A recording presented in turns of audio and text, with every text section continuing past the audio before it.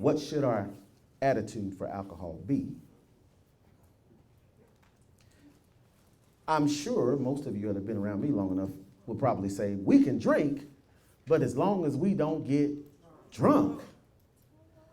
So let's get drunk on some wisdom so we can understand the whole drinking phenomenon. Growing up, the man that raised me, my adoptive father, was a drinker. So I had firsthand experience with drinking from that perspective. My most vivid two experiences of him drinking. One was going to visit my aunt on the south side of Houston, which was actually his aunt, and him getting inebriated, stumblingly inebriated. He had just bought a brand new, it had 404 on the side. If y'all don't know what 404 is, if you're not from the 70s. They called it a Road Runner. And he had about 2 weeks. And as he stumbled to the car, he told me, come on, get in the car. To which my mother said, no, I'm missing a word. And they went to arguing about whether or not I should get in the car. For some reason, he didn't want my little brother. He wanted me in the car. Because, as he said, I shouldn't be no punk. Come on, ride with daddy. Don't be like the baby that's going to ride with mama. But mama overruled the drunkenness. And as we were driving up what I believe now to be 610, my mother was looking back and forth, right and left, right and left. And then she said, there he is. And his car was teetering on a bridge. Teetering, I mean, it was rocking. Rocking. There were police out there. And I remember getting out of the car, and what came back, what I remember was very distinctly the policeman saying, we're not sure what he did, but he hit two cars. And if you'll notice, there are tire marks coming up to this sign, about 10 feet in front of the sign, and the sign is still standing, hadn't been touched. And about 10 feet after the sign, there are more tire marks. We're still trying to figure that one out. And he was standing over to the side, mumbling something about what happened, because he didn't know. Second time I remember him being inebriated, he decided to make a wishbone out of me. He said I needed to go with him. My mother said, no, you can't go. They got into an argument. He grabbed one arm, she grabbed the other, and they commenced the pulling.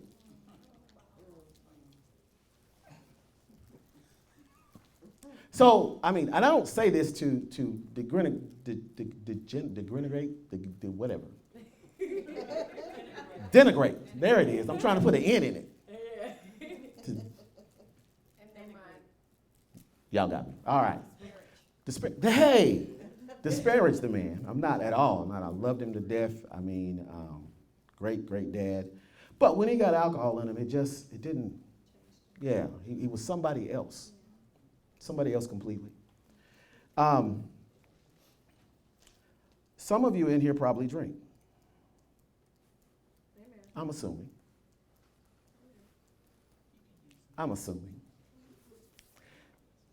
The question you got to ask yourself is, what does God's word actually say about drinking? And then you can take it and do with it what you want. So when you get to this 20th chapter of Proverbs, begins with this very simple proverb about drinking. However, there are quite a few proverbs about drinking. And we'll look at one or two.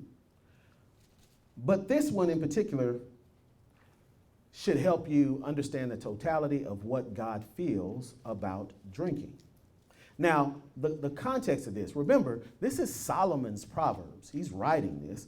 Now, in Israel, you had 4 drinks. That was your option. That's it. They didn't have no pop. They didn't have no Kool-Aid. They didn't have no lemonade. They had water, They had milk, usually from goats. Water, goat milk. That is what they normally put on the table when they went to eat. In fact, what they normally put on the table was that and some kind of bread and herb or vegetable. That was it. On special occasions, they had meat and wine. Now, you had wine and you had something called strong drink. Wine, as defined in his day, in Solomon's day, was simply crushing of grapes and mixing water with the grapes. It is what we would call Welch's grape juice. Not fermented. It was grape juice. All right? That was wine, but then there was something called strong drink. Now, there's evidence that this strong drink could have either been, was definitely from grapes, but could have also been from grain. And if you're in some versions of the Bible, you'll even see this. In some places, it will use the term beer. All right, so they may have made a beer, but what we do know for fact is they made this thing called strong drink. So let me tell you what strong drink is. Strong drink is where they let the grapes naturally ferment, the juice, and they would add a little water so it wouldn't be so strong. But when you went to the strong drink, they just didn't add no water. It was about, now I went back and looked this up. When they added some water, they were about 4% by volume, which isn't a lot. But strong drink was about 14. Now, I've looked on the bottles, and for some of y'all, 14% by volume is water. The way you drink it, I'm just saying. For them, anything more than that was suicide. All right? So I know what you're thinking. Well, we can hold our liquor. Okay, well, hold that thought. Now, the first thing that I do want to discuss is, you're not supposed to get drunk, but does the Bible actually ever say someone can actually get drunk? Turn to Proverbs 31. Proverbs 31 is most of y'all, when you say Proverbs 31, you start thinking about who? The virtuous woman. But before you get to the virtuous woman, there is a discussion with a gentleman named Lemuel that we believe that is actually the King Solomon. And it's his mother who is giving him instructions on being a good dude. So before you get to the virtuous woman, you're going to get a virtuous man. And in here, when you get to verse 4, she makes a statement to him about drinking. Now look what it says. It is not for kings, O Lemuel, it is not for kings to drink wine, nor for princes intoxicating drink, lest they drink and forget the law and pervert the justice of all the afflicted. So first of all, she says, because you are a king, you need to stay away from that stuff. And here's why. You are in a position of judgment. And if you forget the law, your judgment is going to be off. So you should just stay away from it altogether. Now, I'm going to help some of the men in here. If you are a man, you should be the head of your household, which puts you in two positions. One, you are the priest or pastor of that household. And two, you're the king. You are king. And this applies. If you're going to take in the stuff, be careful. She's saying you might want to stay away from it because you're the one that dispenses the judgment in the household. You might forget. You might tell your kid to get in the car while your judgment is impaired. See, the decisions that you make could actually kill people. I'm just saying what she said to Lemuel. But can anybody drink? Okay, hold on. Let me rephrase that. Can anybody get drunk? Verse 6. Give strong drink. Okay, Lord, because we got strong drink, but it must be some use for it. Give strong drink to him who is perishing. If y'all don't know what perishing means, that the one that is dying. And wine to those who are bitter of heart. Let me explain bitter of heart, because in a minute I'm going to show you that some of you are bitter of heart because you drink.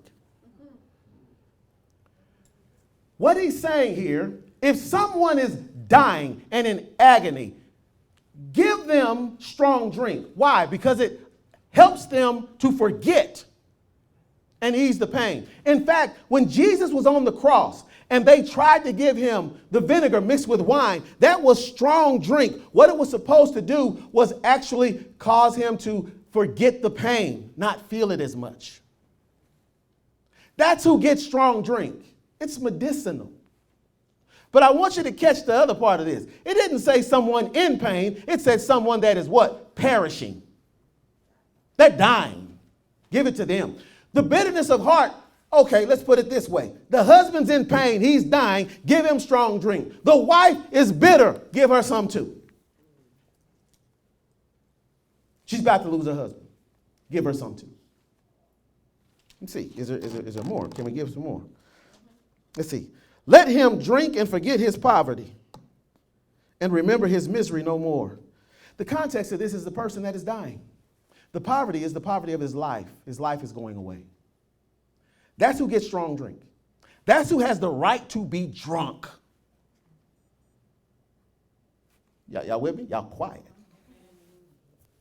Some of y'all saying, but you don't understand. I got problems and issues. Yes, you do. You do. So, come on back.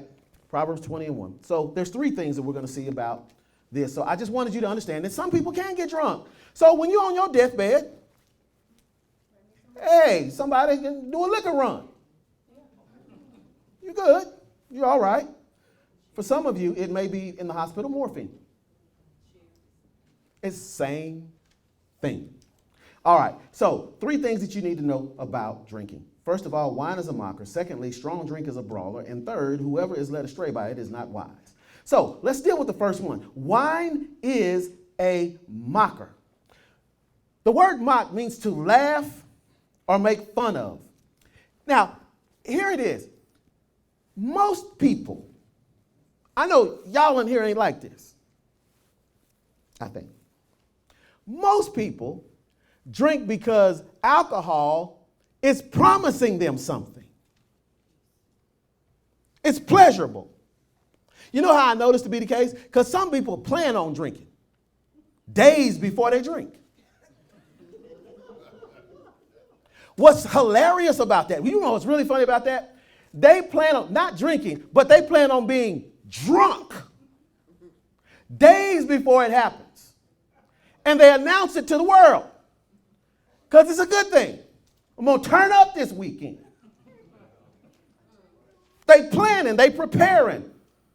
Soon as I get my check, going by the liquor store, I'm going to turn up, right? And get towed up. Because the alcohol is going to bring me this pleasurable thing. It's going to bring me something that, oh my goodness, it's so good.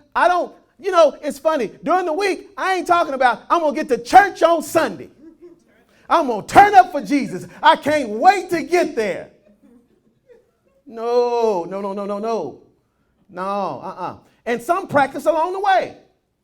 I'm going to turn up this weekend when I get with all my folk, but in the meantime, let me go on and get my drink on today. Nobody's saying I'm going to turn up in my worship on Sunday, and in the meantime, let me get my worship on today. That's not happening. But we do it for alcohol. Not y'all. Surely. Not y'all. So turn to Proverbs 23 and find verse 29. 23 and 29. And don't run out of here. If you were smart, you'd have left before I started. New Bible. All right. 23 and 29. After talking about the harlot, the unwise, the harlot, and how destructive she is, look at what Solomon says. Who has woe? who has sorrow, who has contentions, who has complaints, who has wounds without cause, who has redness of eyes. Boy, look at what he's saying. He's saying, who out there is in this condition? Now, he doesn't say, if you're in this condition, you need a drink. Look what he says, verse 30. Those who linger long at the wine. You want to know who's like this? It's those that are looking at the wine. It's those who are craving the wine. Those who go in search of mixed wine. Now, this is what he's saying. He's saying the wine itself, you started out there. That wasn't enough. Now you're trying to mix other stuff in with it to make it stronger. You started out with Boone's Farm.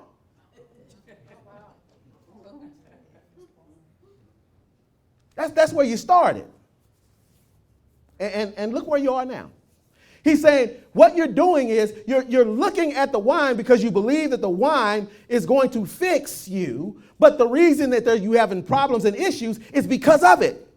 And now, so what you're doing is you're saying the fix ain't good enough. I got to get something stronger and stronger. So then in verse 31, he says, do not look on the wine when it is red. What he's saying is it's lying to you. Don't look at it and think it looks good. When it sparkles in the cup, when it swirls around smoothly, it's promising you something that ain't there. You know, I thought when I read this, I'm like, man, that's them,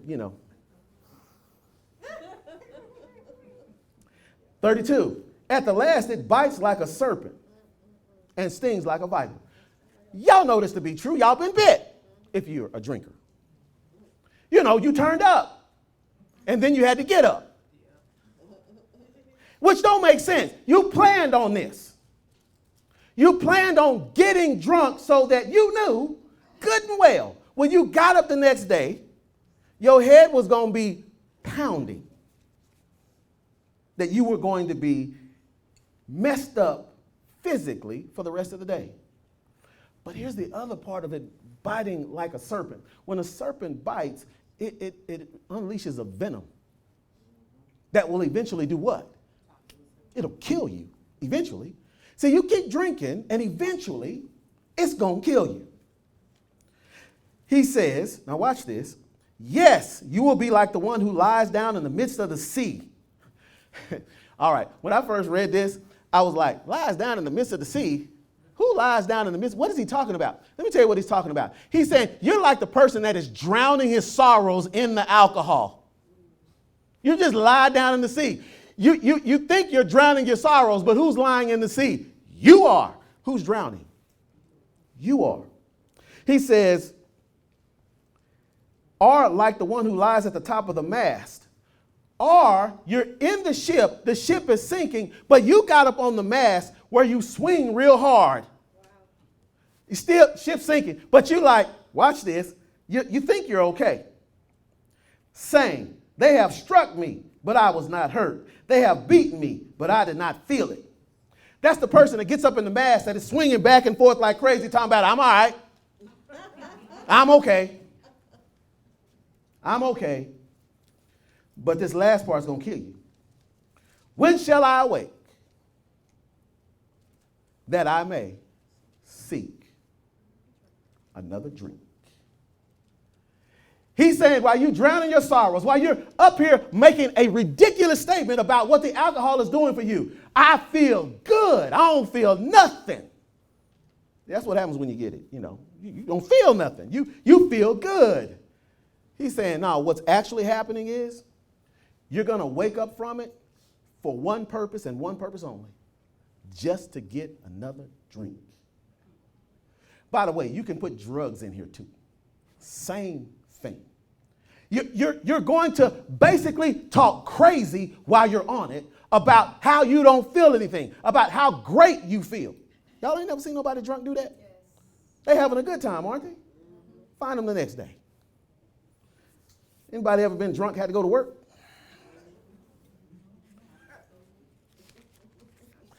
I can identify with this. Some of y'all say, but Kevin, you don't drink. I did drink for a whole month.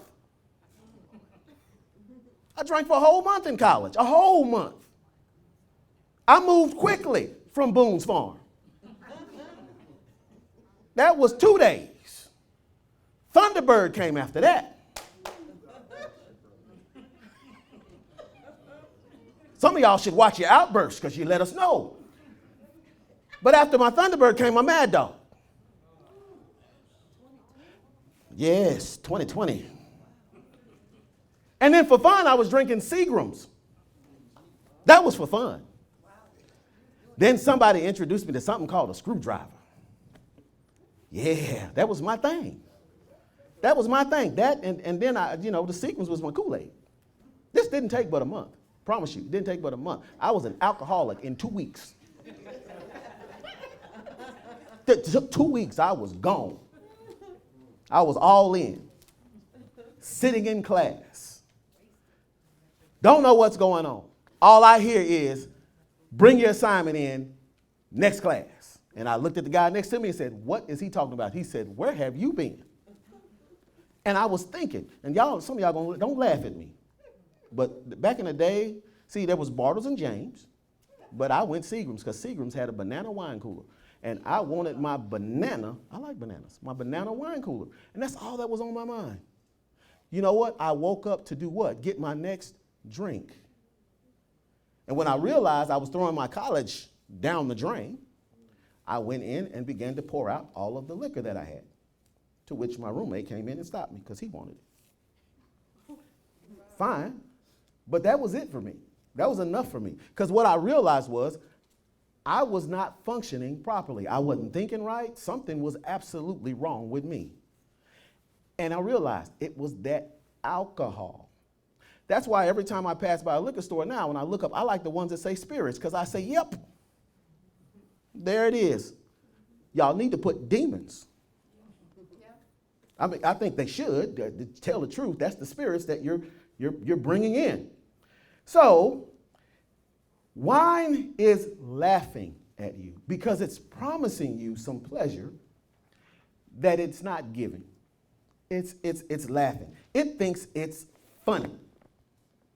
All right, so wine is a mocker. Whether you believe it or not, it is. But strong drink is a brawler. It's the second thing. A brawler, one who is raging, inclined to seek a fight. Some people, in fact, most people, if you drink too much, you ever heard this? You lose your inhibitions. You know what that means? It means you lose all self-control. Isn't it funny how the Bible talks about self-control? Right? Do you know what that means? That means that inside of you, there's a raging maniac that wants to come out, that you have to control. And most of you, if you're honest, you know that's the case. You're talking to someone and you can see yourself choking them because you've gotten angry. Right? But you control it. Your Christianity will even come into play. And in your mind, you're like, I want to kill you, but I'm going to pray for you. What happens with strong drink is that it takes the controls and says off. So that now the person you want to choke, you do. But here's the funny part. Anybody and everybody says they have an anger problem. I haven't met anybody yet that didn't say they had a bad temper. They'll say, I'm easygoing. Just don't what? Push me. Don't let the beast come out. I'm cool with everybody till you push my button. Okay, let me help you. All of us have an anger problem. All of us have a violent tendency. All right, we get it from Adam. It comes out. It's in us. It's there. So what alcohol does is alcohol says, let the beast out. All right, now your violent tendencies. You ever seen somebody get drunk and just want to fight? I mean, they're just looking for one. Right? You're like, why are you looking? You were nice 20 minutes ago. Now you want to fight. By the way, fighting isn't always physical.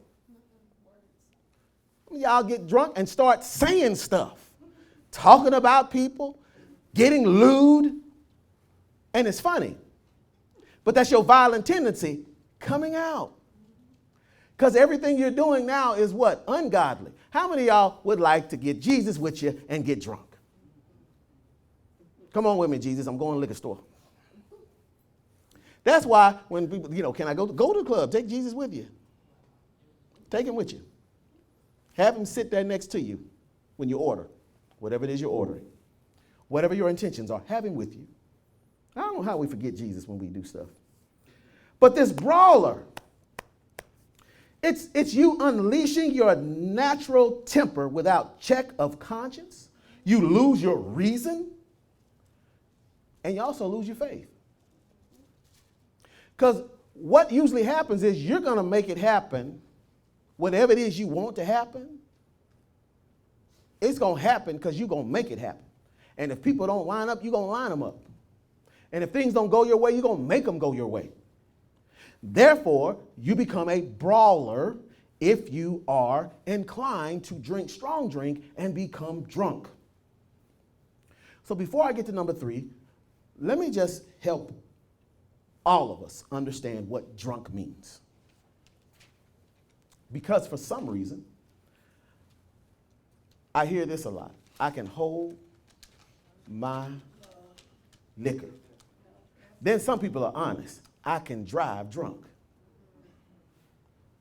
I can drive drunk. You never heard nobody say that? Hey, I'm telling you, it's been said. I was in Mississippi, Jackson, at Jackson State. I was the designated driver, but this was that month I was drinking. So we done drove from Commerce to Jackson to the Greek show. And I decided I wasn't going to drink 1, not 2, not 3, but 4 screwdrivers. And I literally couldn't get out the bed. When I say I couldn't. I felt like I was standing straight up and I was laying in the bed.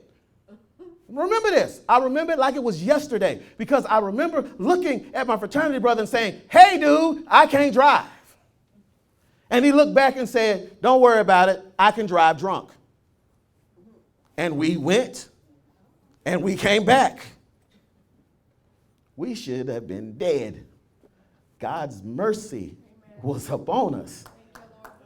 Because normally they were drunk and I was sober. How many of y'all know y'all could have been dead? Amen. Wasn't for God's grace.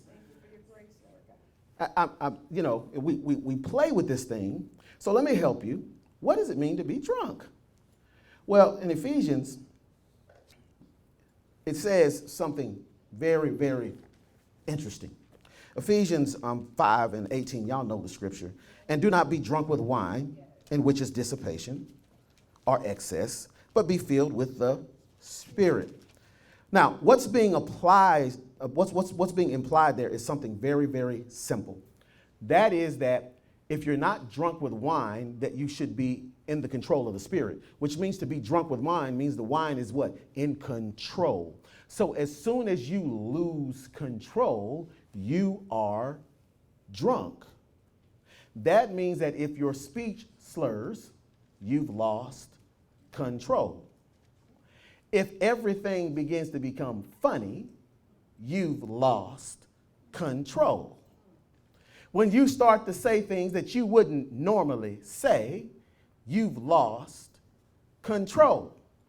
Every man knows that when he hands a woman a drink, what he's looking for is some semblance, some loss of control. Because now he can suggest things, not to her, but to the alcohol. Now imagine how often, not y'all, because y'all ain't been drunk, but imagine how often someone gets to that point where they have actually lost control and have come to this conclusion. I'm not drunk. I'm buzzing.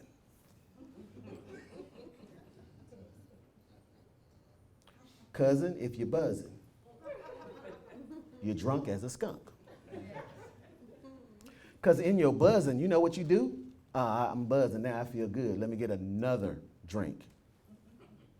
Because you what? Lost control. I have yet to see somebody say, you know what? That one did me. I've had my one, I'm done. You lost control. So if you lose control, you are drunk. All right, the last one. And whoever is led astray by it is not wise. First of all, notice the words led astray. It means to lead someone in the wrong direction or give someone wrong directions. Alcohol is going to lead you in the wrong direction or give you wrong directions. That's what happens when you get drunk. But I want you to catch this. It says by it.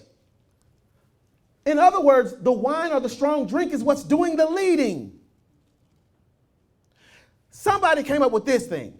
When I drink, it allows the real me to come out. No, it allows the evil you that God has been trying to cover with his spirit, that God's been holding back, that you now have in your right mind the ability to control, that your conscience can go to work on. All of that gets cut off. It's not the real you, it's the evil you. See, if you're not a Christian, okay, real you. If you are a Christian, that's not you. That's the old man. The new man isn't that. That's your old man. And what you do is you cut off your new man. So I want y'all to get what I'm saying. When you get drunk, you're basically cutting off your access to God that helps you control yourself. You know, you go back to not only acting like you're not saved, but you go beyond what, as the Bible would say, the Gentiles do. You get raggedy. It's the wine that's leading you. He says here, it is not wise. So that means that when this happens, you become a fool or some kind of a madman. Why? Because three things. You have deprived yourself of your reason. Some people will drink and then wake up the next day and not know where they are. That should scare the mess out of you. Because if you don't know where you are and you don't know how you got there and you hear this, man, I don't know what happened last night. You don't know. Perhaps someone took you to the bank, to the ATM. You don't know. You might want to check your bank account. You don't know what happened. You don't know how you got there. You don't know what you did. You have no idea. You don't know. Think about that for a second. Who in here wants to have in their life a time when you can look back and go, I don't know what was going on? Nothing at all. And perhaps somebody comes to you the next day and punches you in the face. I've had that happen. Not punched in the face, but in college, everybody drinks crazy, right? Yeah, they drink crazy after it too. But in college, I had a friend come to the door after a night of him partying, and I opened the door, and he said, what y'all do to me last night? And I said, what are you talking about? And my line brother came to the door, and he looked at him, and he said, what? He said, what y'all do to me? He slammed the door in his face. He said, that dude was so drunk last night, he couldn't walk straight. Now, he thinks somebody done something. Now, the side of his face was scarred up. I figured he stumbled and fell. But he's sitting there, he woke up with the side of the skin of his forehead just gone. And he's wondering, what y'all do to me last night? We didn't do nothing to you. That alcohol did. Now, if someone took advantage of you, it was the alcohol that actually took advantage of you because you allowed it. You lose your reason. Number two, this one gets me. Socially, it's acceptable. Right? Isn't drinking socially acceptable? It's encouraged. Right? Some people won't go nowhere unless they have what? Drinks. And then the question is it an open bar? I mean, if you really want a lot of people at your wedding, have an open bar. Or maybe bring your own. But when they hear that, they good. They don't even care about the food. You can have chips as long as you got an open bar. Right? Okay, so it's socially acceptable. However, this is what gets me with this. Yet it's unfit for society. Because if you drive while drunk, they'll take your license from you, which is something that we socially like to have. If you're drunk publicly, they call it drunk and disorderly, and they take you to jail. But no, it's socially acceptable. It's socially acceptable, so you get drunk, but then you find out you start losing relationships over the alcohol. Right? You lose friends. People have lost jobs, spouses. Oh, but it's socially acceptable. Let me tell you something. It's not socially acceptable. Let me tell you what is socially acceptable. If I walk into a room and everybody in there is drinking, some of y'all are going to go to your job's Christmas party, and they're going to have alcohol all over the place, and everybody's going to be drinking. And I've been there. I've done this. And I go in. They say, "Let me get you a beer, Kevin." Don't drink. Now, here's the funny thing. Nobody says, "Oh, you're a old stuck in the wall log," or, you're non-acceptable. They say, "Oh, okay, well, let me just get you some punch. Let's go." It's acceptable not to drink. I've been over some of you houses. Y'all have drank. I didn't. I have had not one of y'all tell me I needed to leave. Because I wasn't, not one. In fact, I think y'all were happy I didn't. Because you were thinking more for me. Because I've heard some of y'all complain about, well, I ain't inviting them over no more. They drank up everything. So it's not socially acceptable. That's a lie. I know it's not, because he say stuff like, "You ain't put in on this." I've heard that one. You can have my Kool-Aid, but you can't have none of this. You ain't put in on it. It's not socially acceptable. Don't think you have to be accepted socially by drinking. In fact, be entertained. Let them drink and sit back. I do. I get good preaching material just from what some of y'all say after you've had a little of the bubblies. Third, it's the enemy of wisdom. It's the enemy of wisdom. Wisdom is where I make good decisions. Here's the enemy. You know what Satan wants you to do? He wants you to live your life drunk, because you're going to make bad decisions. I mean, first of all, common things, simple stuff, like there's a toilet in the other room. I've seen people so drunk, they don't know where the toilet is. But what about everlasting things? Like God's sovereignty, like the fact that I'm a representative of God, like that when I go out publicly like this, that somebody looks at me, are they seeing Jesus? When I become a brawler, do they see the God in me?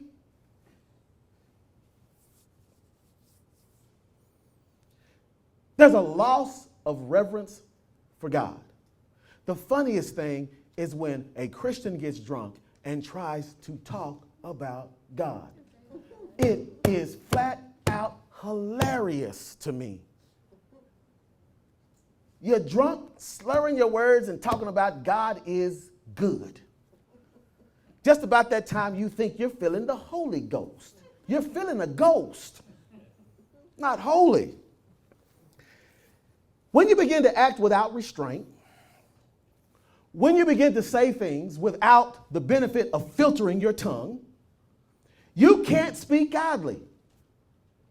Because you will have things coming out of both sides of your neck. The same mouth that you usher blessings with, you begin to usher cursings.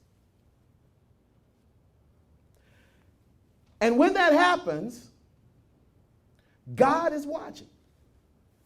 God is looking. God sees it. When I was laid out on that bed talking about I couldn't drive, I can remember this. I must not have been too drunk, because I can remember this. What I remember about it was I felt like I did when I got a concussion in football. Not the pain of the head, but just the unbalance, the equilibrium was gone. And I knew that if I got in the car, what was going to happen was the road was going to do this to me. And when it did that, I was going to turn one way. I knew it. And you know what I was sitting there thinking? God, please help me. That's what I was thinking. God, please help me. Now, I'm many years removed from that, more into the word, and I thoroughly believe God was looking at me saying, I was helping you before you took the drink. Now you want to drink and you want me to get you out of it. You never should have got in it in the first place. So you're going to live with the consequences.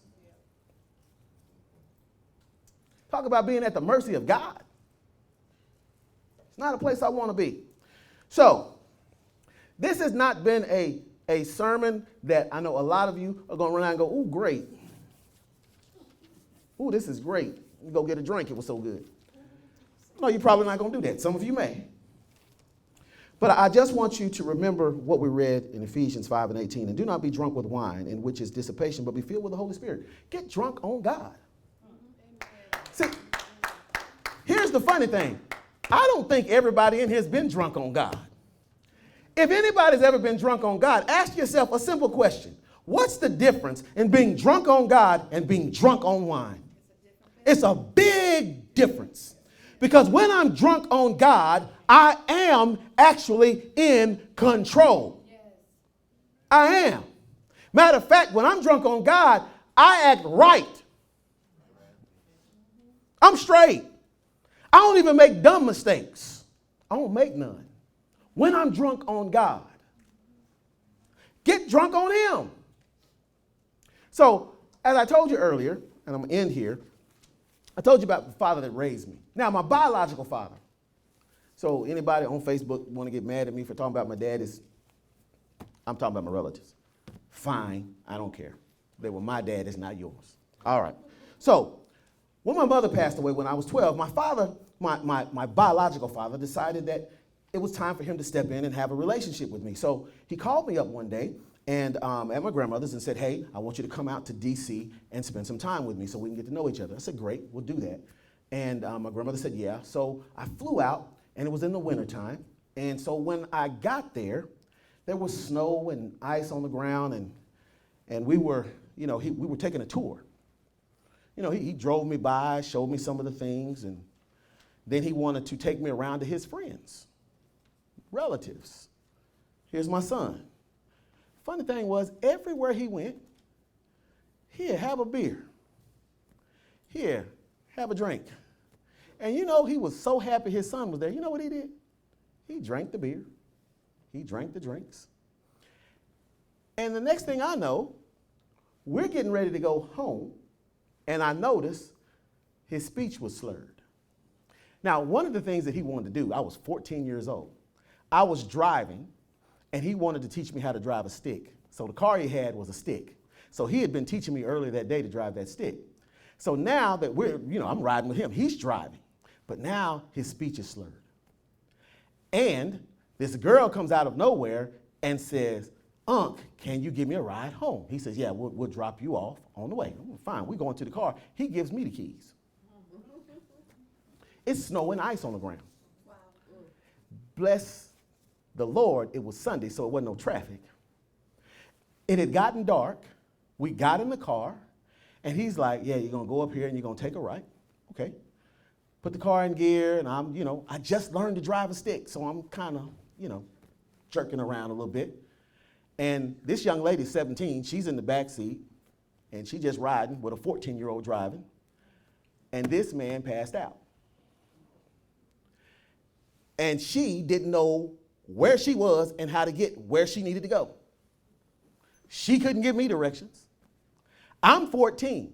What does the mind of a 14-year-old think in Washington, D.C. when you from Greenville, Texas?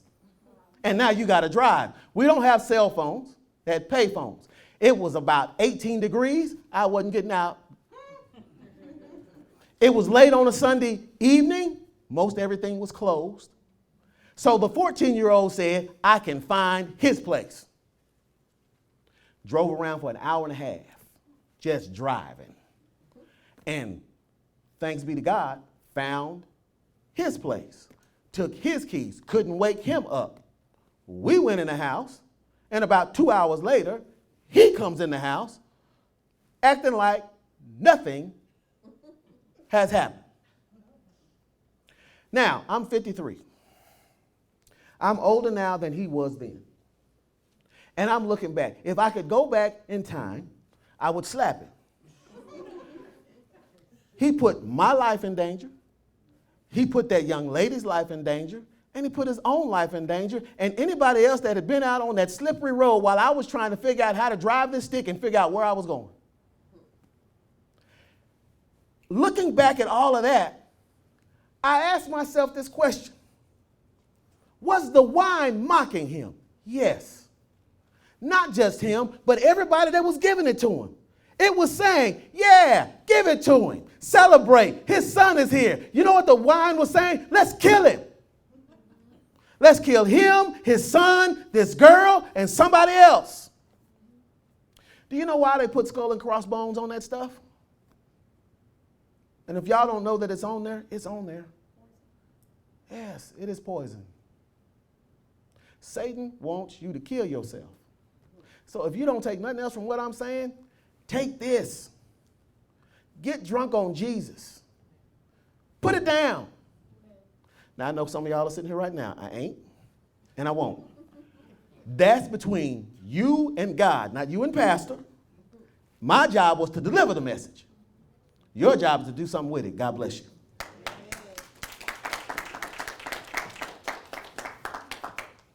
All right, let's stand. I asked little brother Nelson if he wanted to preach today, and he said no.